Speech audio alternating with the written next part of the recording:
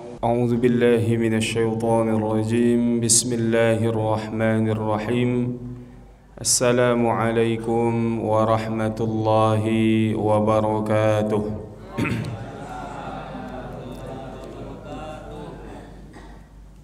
إن الحمد لله نحمده ونستعينه ونستغفره ونعوذ بالله من شرور أنفسنا ومن سيئات أعمالنا ما يهدي الله فلا مضل له ومن يضلله فلن تجد له وليا مرشدا أشهد أن لا إله إلا الله وحده لا شريك له وأشهد أن محمدا عبده ورسوله لا نبي بعده اللهم صل وسلم وبارك على سيدنا محمد الفاتح لما أغلق والخاتم لما سبق ناصر الحق بالحق والهادي إلى صراطك المستقيم صلى الله عليه وعلى آله وأصحابه حق قدره ومقداره العظيم وبعد رب اشرح لي صدري ويسر لي أمري واحلل عقدة من لساني يفقه قولي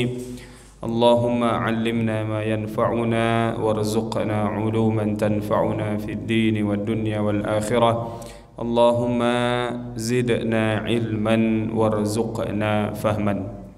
Ma'asyiral muslimin, Bapak Ibu sidang jamaah salat fardu maghrib yang dirahmati Allah Subhanahu wa taala, yang kami hormati para orang tua kami, cerdik pandai tokoh masyarakat, pengurus masjid, imam masjid kita dan seluruh jamaah yang hadir, yang mudah-mudahan malam hari ini senantiasa diberikan curahan rahmat kasih sayang dari Allah Subhanahu wa taala. Amin ya rabbal alamin.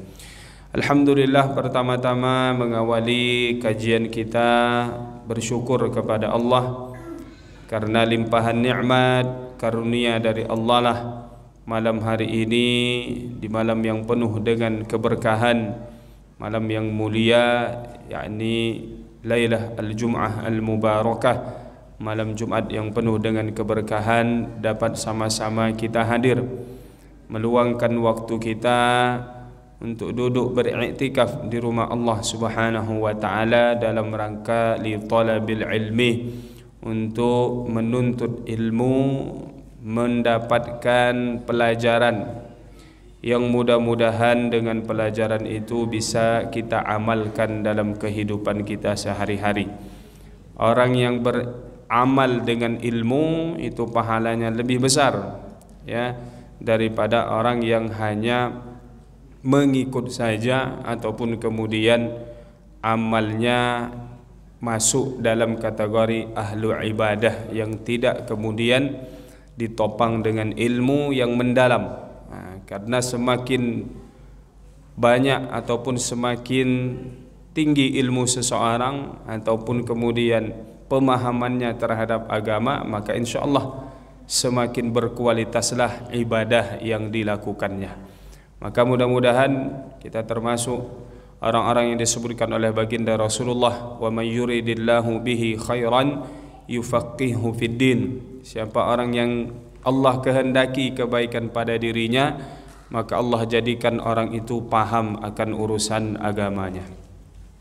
Tidak lupa bersalawat kepada Nabi kita Nabi Muhammad sallallahu alaihi wasallam. Allahumma salli ala sayyidina Muhammad wa ala ali sayyidina Muhammad. Assalamu alayka ya Rasulullah. Mudah-mudahan kita yang hadir di majlis ilmu ini termasuk juga orang-orang yang menghidupkan sunnah-sunnah baginda Rasulullah, karena majlisul ilmi adalah sunnahnya Nabi. Beliau mengatakan talabul ilmi fariidatun ala kulli muslimin. Menuntut ilmu, belajar, mendalami agama Allah Subhanahu wa taala ini menjadi kewajiban bagi setiap muslim. Bapak Ibu yang dirahmati Allah Subhanahu wa taala, melanjutkan kajian kita pada kitab Nasaihul Ibad, nasihat-nasihat bagi hamba Allah Subhanahu wa taala, kitab yang ditulis oleh ulama Nusantara Syekh Muhammad Nawawi Al-Bantani Al-Jawi, sebagai penjelasan daripada kitab Al-Munabbihat 'alal Isti'dad Liyaumil Mi'ad persiapan diri ataupun peringatan-peringatan dalam rangka mempersiapkan diri menghadapi hari perjanjian kita dengan Allah yang ditulis oleh Al-Imam Al-Hafiz Ibnu Hajar Al-Asqalani rahimahullahu ta'ala. Malam hari ini masuk kepada untaian nasihat, kutipan nasihat yang ke-22, Al-Maqalah Ats-Tsaniyah wal 'Ishrun, yang masuk pada bab 33. Artinya dalam satu nasihat ada 6 perkara yang disebutkan, atau 3 hal yang disebutkan.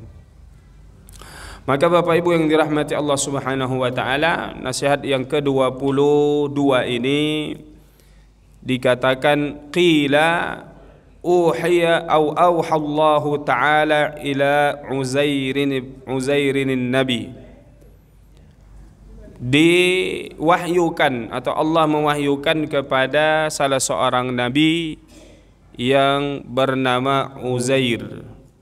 Uzair adalah satu di antara nama nabi yang mana orang-orang Yahudi ada yang menjadikan ataupun mengatakan Uzair adalah anaknya Allah Subhanahu wa ta'ala. Padahal Uzair adalah kemudian nabi yang diutus oleh Allah Subhanahu wa taala, atau orang-orang Bani Israel, ya.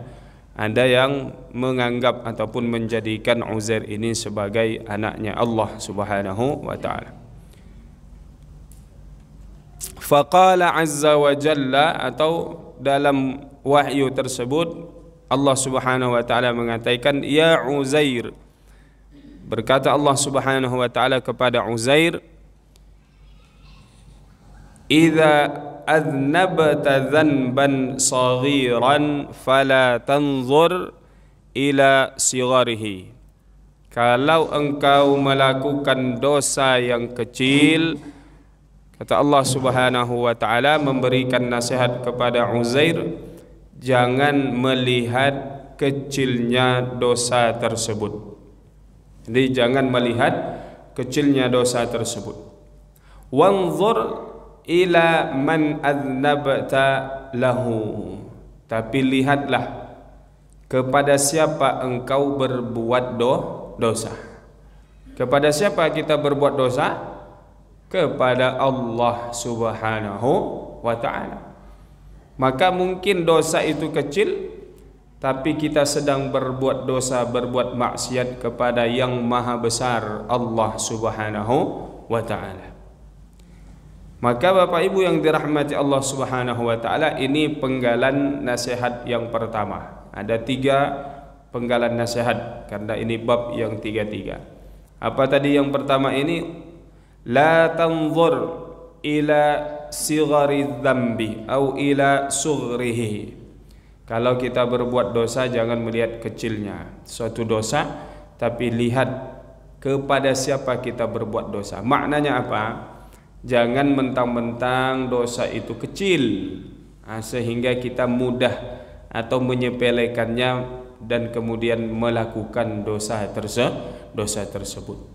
Kita mungkin pernah mendengar kisah ada orang yang dipaksa untuk melakukan dosa, disuruh memilih meminum khamar, meminum minuman keras, atau membunuh, atau berzina. Dia melihat yang kecil atau yang ringan hukumannya adalah minum khamar, ya, dicambuk. Maka kemudian dia minum khamar, akhirnya kemudian mabuk. Ketika dia mabuk melihat perempuan, dia berzina. Setelah dia berzina, ada anak kecil yang melihatnya, dibunuhnya anak kecil itu. Akhirnya dia lakukan 3 dosa tersebut. Maka tidak boleh meremehkan suatu dosa. Jangan karena melihat dia kecil maka kita menganggap remeh ataupun kemudian dengan mudah melakukan dosa tersebut. Karena apa? Karena dosa kecil kalau diulang-ulang, ya lama-lama akhirnya banyak juga, ya. Kalau dosa kecil ditumpuk-tumpuk, lama-lama menggunung juga. Maka ini untaian nasihat yang pertama, yang ini adalah wahyu Allah Subhanahu wa ta'ala kepada Uzair. Uzairin Nabi alaihi salam, seorang nabi yang bernama Uzair. Nabi ini banyak jumlahnya, ya, ribuan, ya, bahkan lebih, ya. Tapi yang kita ketahui atau yang wajib, ya, minimal kita kenal adalah 25 nabi dan rasul. Yang kedua, wa idza asabaka khairun yasirun fala tanzur ila sughrihi. Kalau engkau mendapatkan kebaikan, mendapatkan nikmat, jangan juga melihat kecilnya nikmat itu. Maknanya, ya, karena nikmat atau kebaikan itu nampaknya sepele, kecil saja, ya, mungkin ada yang mengasih sebungkus Indomie, kecil nampaknya. Tapi apa? Wanzur ila man razaqaka. Lihat siapa yang memberikan rezeki.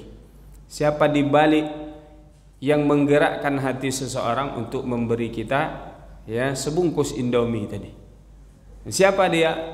Allah Subhanahu wa taala. Maknanya apa? Jangan pula menyepelekan suatu nikmat yang kecil.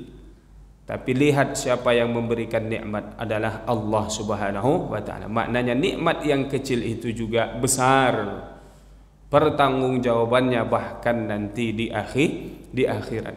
Nah, kita kadang melupakan hal ini, ya. Nah, mungkin kemarin hari raya kurban, tahun lalu kita dapat daging 1,5 kilo. Tahun ini dapat cuma 1 kilo. Akhirnya kita menganggap, wah, kayak mana nih panitia, ya, lain dan lain sebagainya. Karena, ya, melihat berkurang dari yang biasa dan biasanya. Maka lihat siapa yang memberikan nikmat ini. Jangankan 1 kilo, setengah kilo pun harus tetap disyukuri, karena itu adalah nikmat yang memberikannya adalah Allah Subhanahu wa taala. Dan lebih daripada itu, kalaulah seandainya tidak mensyukuri nikmat saja, ya, kita termasuk sudah kufur ataupun sudah masuk dalam hal yang tidak baik.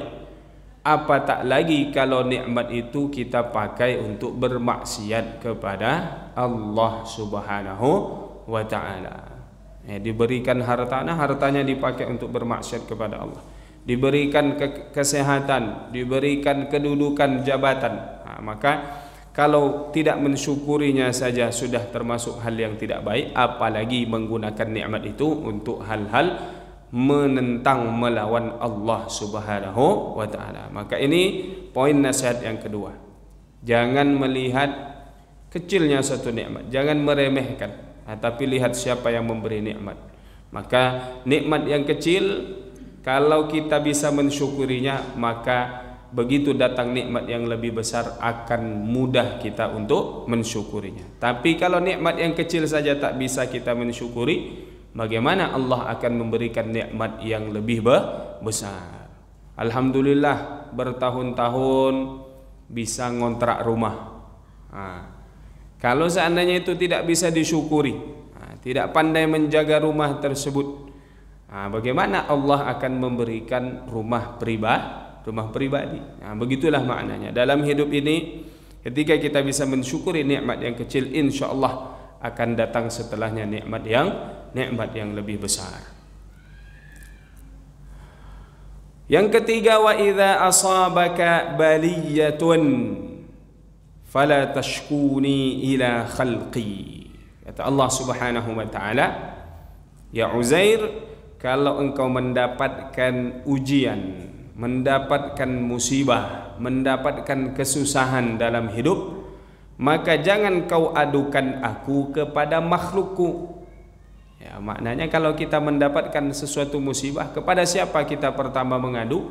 Kepada Allah Subhanahu wa taala.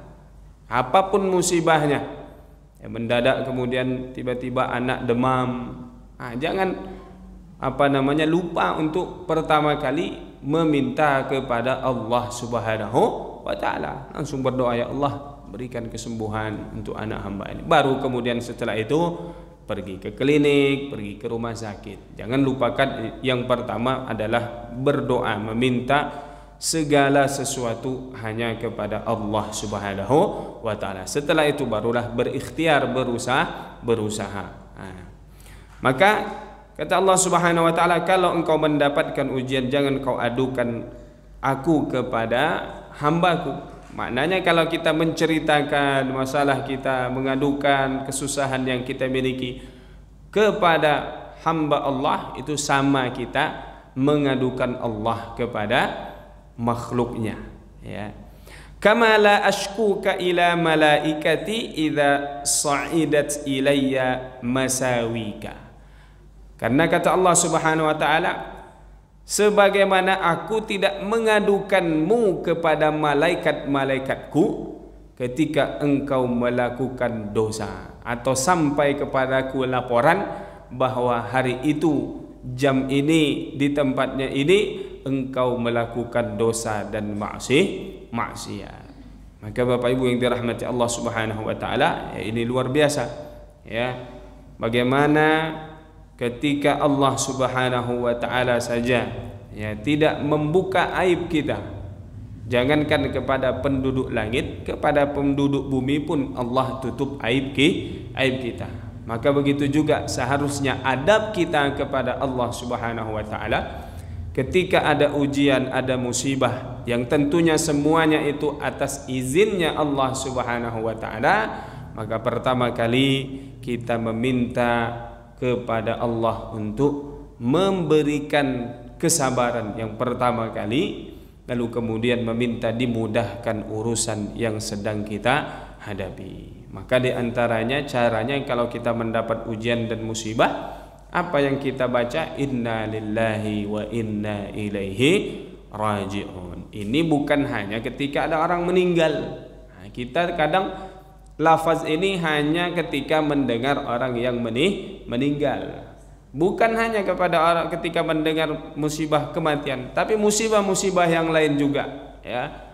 Kenapa? Agar kemudian kita sadar ini semuanya adalah ketetapan Allah. Ini sudah digariskan oleh Allah. Maka kita selaku hamba Allah menerima ketetapan dari Allah. Sebagaimana kita beriman, al-imanu bil qadri khairihi wa syarrihi. Beriman kepada takdir dan ketetapan Allah, baik yang baiknya ataupun yang buruknya. Yang baiknya berupa nikmat, yang buruk berupa ujian atau musibah dari Allah Subhanahu wa taala. Wa qala al-Imam Ibn Uyainah, berkata Imam Ibn Uyainah, seorang ulama juga yang kita kenal, man syaka linnasi, siapa yang menceritakan masalahnya kepada manusia. Nah, mungkin nanti kita bertanya, bagaimana Ustaz kalau kita, ya, kadang ini kita curhat kepada seseorang, menyampaikan dengan niat mungkin mencari solusi, ya, mencari jalan keluar, bagaimana? Nah, maka disebutkan oleh Al-Imam Ibn Uyainah, man syaka linnasi wa qalbuhu sabirun, siapa yang menceritakan permasalahannya kepada manusia tapi hatinya tetap sabar. Maknanya dia menerima ketetapan Allah, ya, takdir yang dihadapinya, ujian yang dilewatinya, tapi dia hanya menceritakan ataupun mungkin ingin mencari jalan keluar, hatinya tetap sabar, radin, dan kemudian dia juga ridha, ya, bil qada, dengan ketetapan Allah, lam yakun jazaa.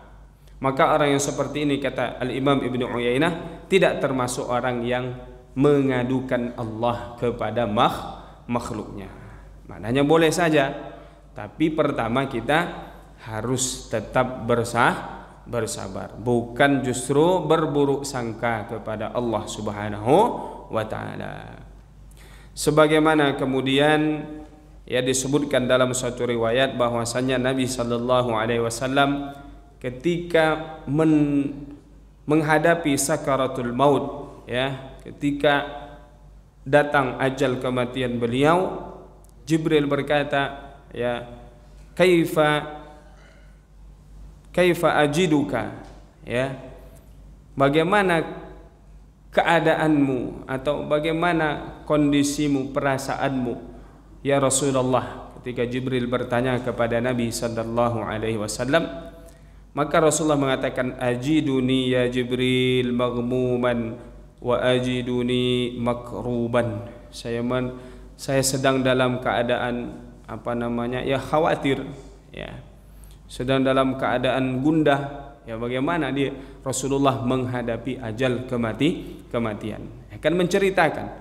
Tetapi tentu Rasulullah jauh daripada sifat orang yang mengadu kepada orang lain selain Allah Subhanahu wa taala. Maka maknanya ketika Rasulullah juga menyampaikan kondisi beliau, ya, dalam keadaan, ya, berat, susah menghadapi sakaratul maut ini, tapi tentu beliau tetap memiliki hati yang sabar. Maka ini makna yang disebutkan oleh Al-Imam Ibnu Uyainah, walaupun seseorang itu menceritakan kesusahan yang dihadapinya, tapi selagi dia tetap sabar dan ridha menerima ketetapan Allah, maka dia tidak termasuk orang yang mengadukan Allah kepada makhluknya. Nah, ini nasihat yang ke-22. Kemudian nasihat yang ke-23, An Hatim Al-Asam, dari salah seorang sahabat Rasulullah yang beliau Hatim Al-Asam. Nama beliau aslinya adalah Abu Abdurrahman Hatim bin Alwan atau Ulwan. Jadi nama asli beliau Hatim. Jadi gelarnya Abu Abdurrahman. Berarti ada anak beliau, anak laki-laki beliau yang bernama Abdurrahman. Maka dia pun disebut Abu Abdurrahman, bapaknya Abdurrahman. Akan biasa kita juga seperti itu. Kalau ada tetangga datang ke rumah kita, biasanya nanya, mana bapaknya Ahmad? Dia cari adalah kemudian ayahnya Ahmad. Sebegitu juga dengan orang Arab ini, memberikan nama dia, kemudian gelarnya menyebutkan nama anaknya, ya. Maka Hatim gelarnya yang lain yang lebih dikenal juga Al-Asam. Al-Asam dari summun, tuli. Kenapa Hatim, Al-Imam Hatim Al-Asam digelar dengan atau dikenal dengan seorang yang tuli? Beliau seorang yang alim, dikenal di kampungnya. Maka suatu hari ada seorang perempuan, ya, yang datang ingin menanyakan sesuatu. Masuklah ataupun datanglah perempuan ini kepada Hatim Al-Asam radhiyallahu anhu wa arda, menyampaikan hajatnya. Lalu kemudian setelah memulai pembicaraan, perempuan ini tiba-tiba sakit perut, ya, tak bisa menahan angin, akhirnya keceplosan, keluarlah suara.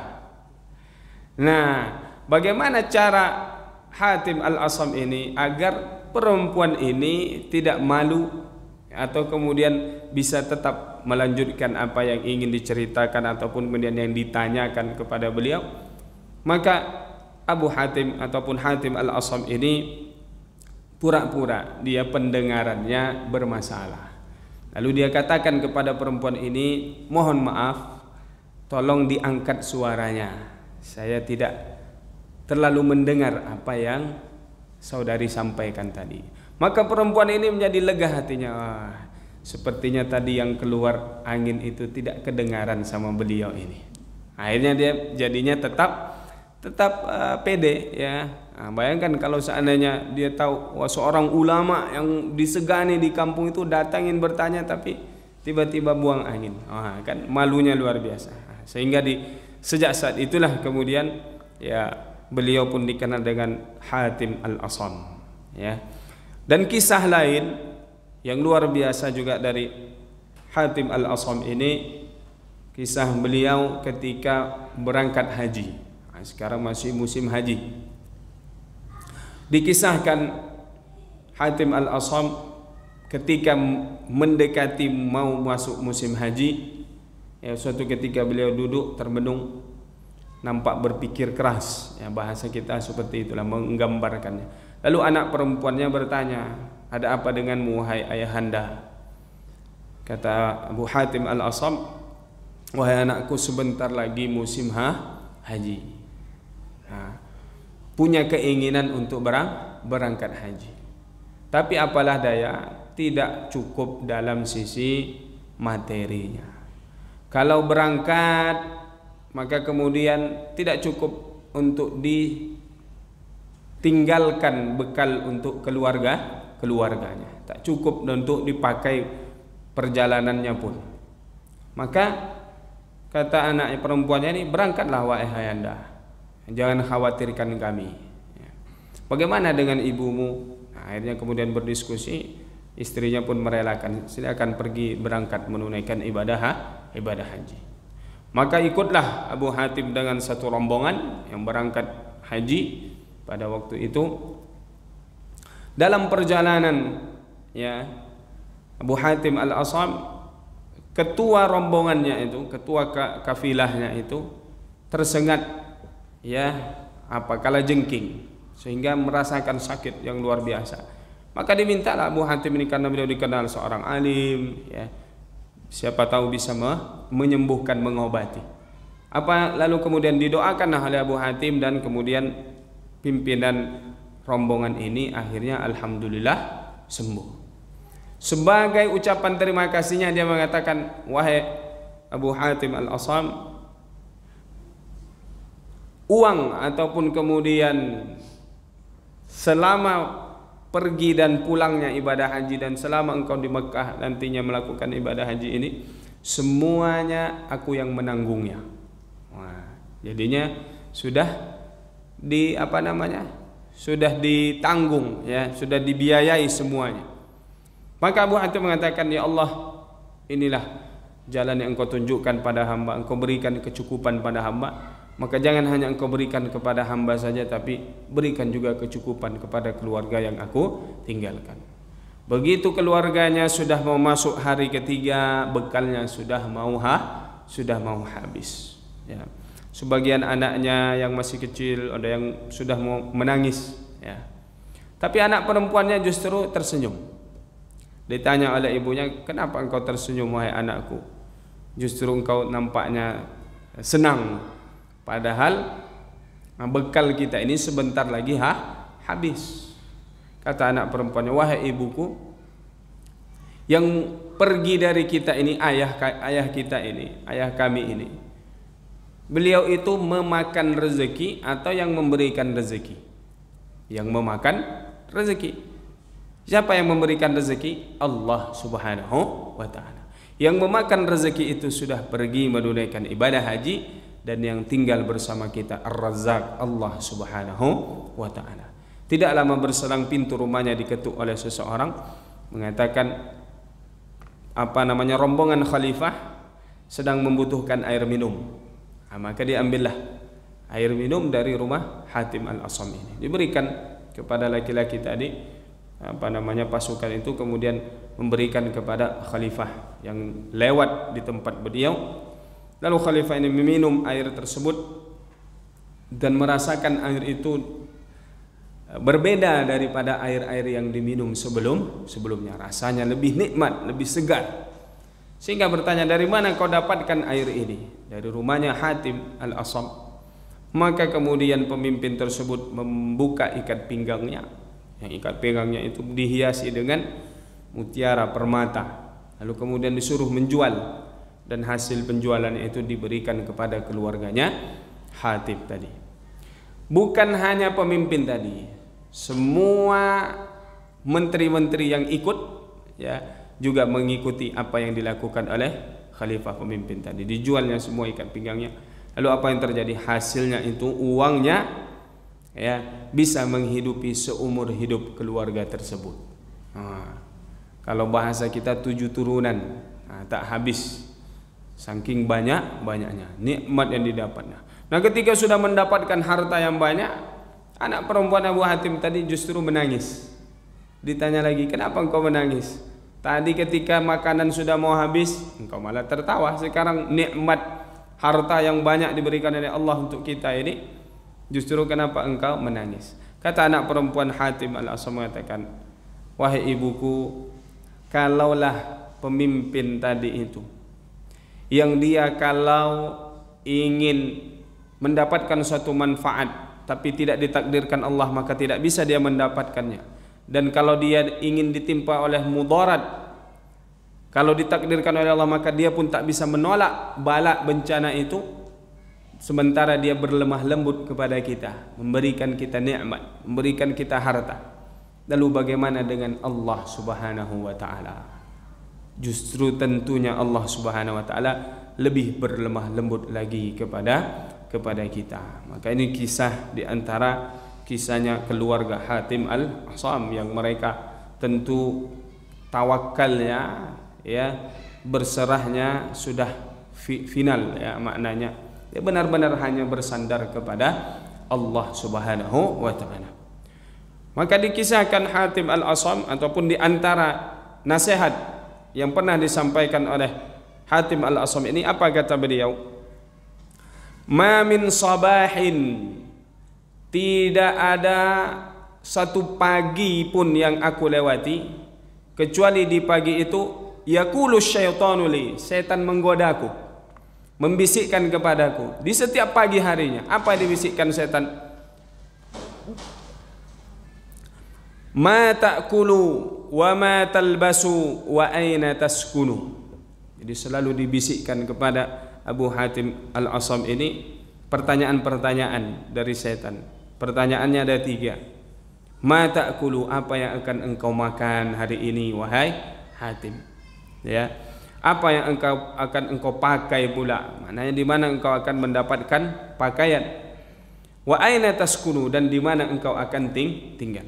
Maknanya setan ini ingin menggoda dia, merayu dia agar dia mencari ataupun kemudian banyak menghabiskan waktunya untuk memenuhi makanannya, untuk memenuhi pakaiannya, dan juga tempat tinggalnya. Maknanya agar dia sibuk daripada ibadahnya atau lalai daripada ibadahnya, tapi menyibukkan diri untuk mencari harta, memperkaya diri. Tapi Abu Hatim tidak terpengaruh. Dia yang lebih dicarinya adalah akhiratnya. Maka apa yang dijawabnya? Ya, ketika mendengar bisikan-bisikan ini, fa'aqulu lahu, maka aku jawab bisikan-bisikan setan itu ketika dia bertanya dari mana atau apa yang akan aku makan. Maka aku jawab, akulul mautah, yang aku makan itu adalah kematian. Apa maknanya? Ai adzuku miraratal mauti, yang aku rasakan setiap hari ini, yang menjadi bebanku, pikiranku adalah bagaimana beratnya ketika menghadapi kematian. Bisa kita pahami juga makanan itu seberapalah yang bisa kita habiskan dalam hidup ini. Ujung-ujungnya kita juga akan meninggal. Maka Nabi Yaqub alaihi salam, ya, wa idh hadara Yaqub al-maut idh qala li banihi ma ta'buduna min ba'di. Nabi Yaqub ketika akan meninggal, berkumpul anak-anaknya, Nabi Yaqub bukan bertanya madza ta'kuluna min ba'di, wahai anak-anakku, apa yang akan kalian makan nanti sepeninggalanku. Tapi yang ditanyakan Nabi Yaqub kepada anak-anaknya adalah madza ta'buduna min ba'di, apa yang akan kalian sembah sepeninggalanku. Nah, ini bedanya dengan kita sekarang. Nah, kita takut anak-anak kita tidak bisa makan sepeninggalan kita. Nah, lebih takut daripada anak-anak itu tidak sholat nantinya sepeninggalan kita. Maka beliau mengatakan akulul mautah, yang aku makan, yang aku rasakan, yang aku nikmat, yang aku pikirkan adalah bagaimana beratnya nanti menghadapi sakaratul. Maknanya tentu aku bersiap-siap untuk menghadapi kematian dengan amal, dengan kebaikan. Wa albasu al-kafana, dan pakaian yang aku pakai adalah kain kafan. Ya. Seberapa mahal pun pakaian yang kita pakai, ya, ujung-ujungnya nanti kita semua akan memakai pakaian yang sama, yakni kain kafan. Kain kafan ini harganya rata-rata ya sama saja.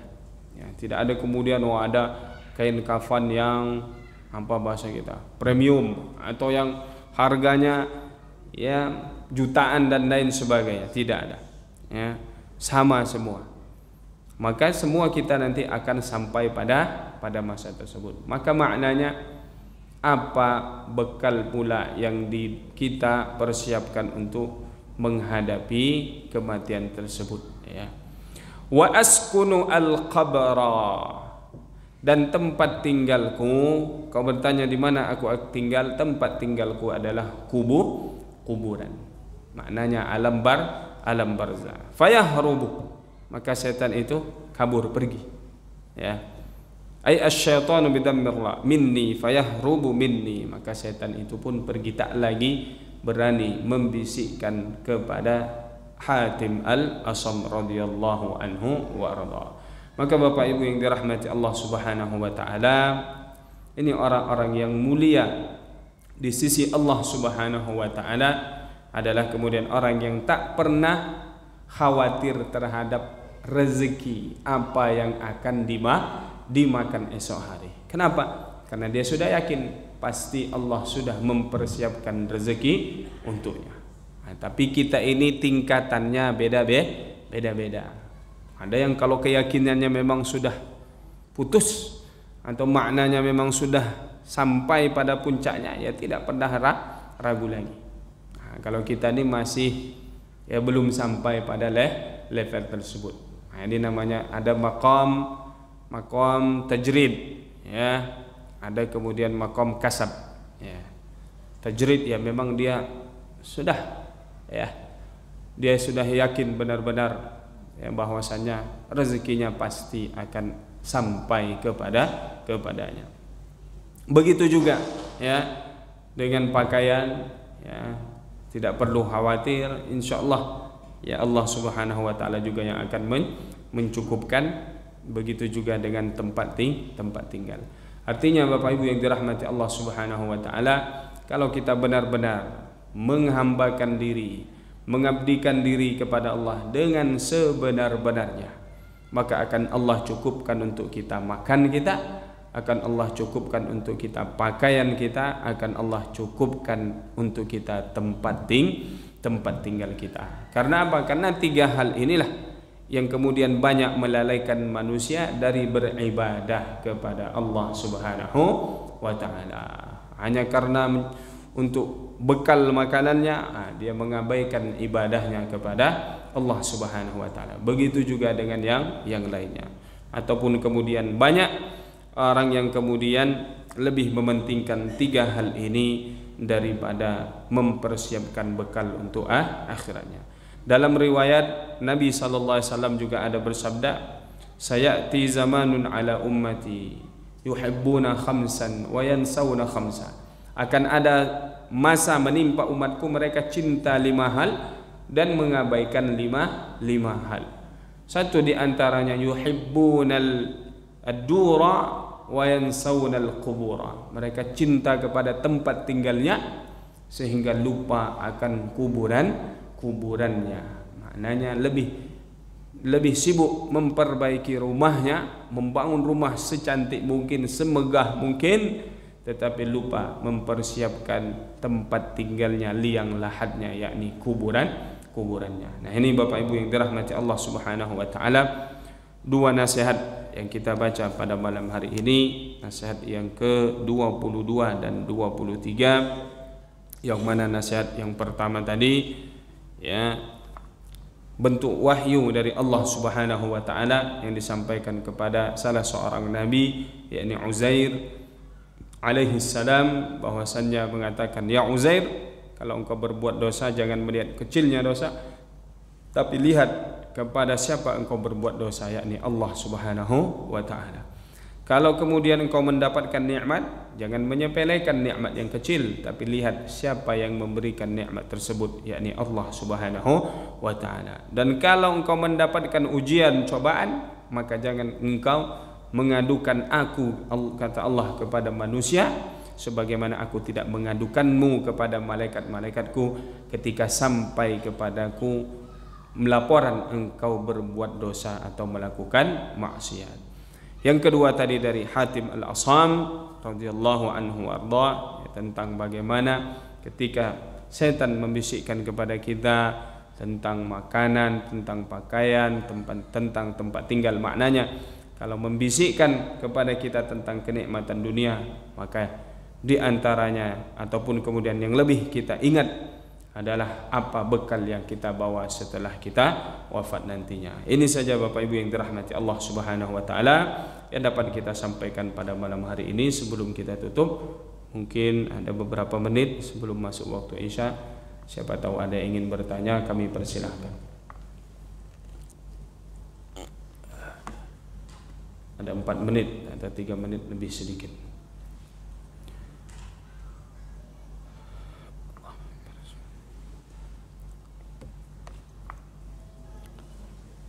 Silakan Pak Bu, siapa tahu ada yang ingin bertanya. Kalau tidak ada, Ustadz yang nanya aja.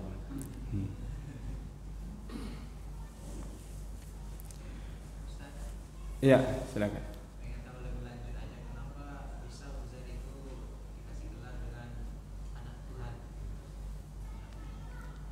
Iya. Jadi disebutkan dalam Al-Quran apa dan apa ya? Wa qalatil yahudu Uzairun ibnullah. Jadi orang-orang Yahudi ataupun Bani Israil ini yang menganggap Uzair ini sebagai anaknya Allah. Ini yang belum dicek ini. Nanti kenapa Uzair ini disebut ataupun digelar sebagai anak Allah? Insyaallah kita cari jawabannya, nanti kita sampaikan di pertemuan bulan depan insyaallah. Mudah-mudahan panjang umur.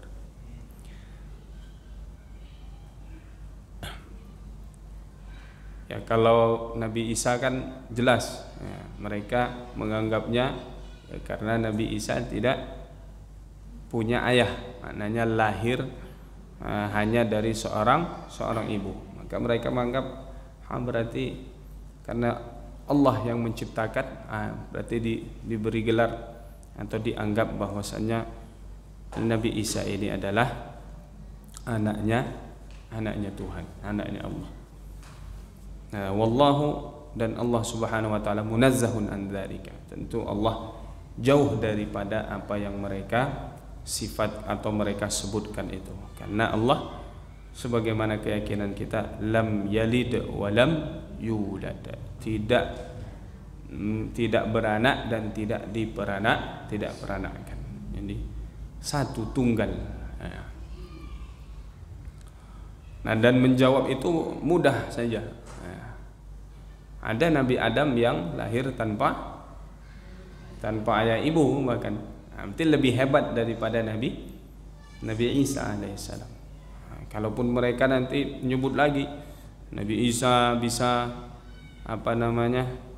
menghidupkan orang yang sudah meninggal, hebat lagi Nabi Musa, ya, tongkat benda mati bisa menjadi ular, berarti masih kalah. Jadi mudah untuk kemudian membantah ya, alasan-alasan menyebutkan benar Nabi Isa itu adalah anak Tuhan. Silakan jika ada pertanyaan lain atau ada jamaah yang tahu, boleh menjawab tentang Uzair An-Nabi. Ya, kalau tidak salah memang dalam Al-Quran disebut qalatil yahudu Uzairun ibnullah. Ada pertanyaan lagi? Tidak ada? Kalau tidak ada, kita cukupkan pertemuan kita pada malam hari ini sampai di sini. Mudah-mudahan kita bisa mengamalkan apa yang kita dapatkan dua nasihat pada malam hari ini dari kemudian kisah atau wahyu kepada Uzair, salah seorang Nabi Allah Subhanahu wa taala, dan kemudian apa yang disebutkan oleh Hatim Al-Asam radhiyallahu anhu warda. Wallahu a'lam bishawab. Yang benar datangnya dari Allah Subhanahu wa taala, yang salah dari kami sendiri. Ihdinas siratal mustaqim. Allahumma ja'alna minal ladzina yastami'una al-qawla fayattabi'una ahsanah. اللهم إنا نسألك الهدى والتقى والرضا والعفاف والغنى ربنا آتنا ما وعدتنا على رسلك ولا تخزنا يوم القيامة ربنا آتنا في الدنيا حسنة وفي الآخرة حسنة وقنا عذاب النار وصلى اللهم على سيدنا محمد وعلى آله وصحبه أجمعين والحمد لله رب العالمين. Mohon maaf atas segala kekurangan dan kekhilafan. Wassalamualaikum warahmatullahi wabarakatuh.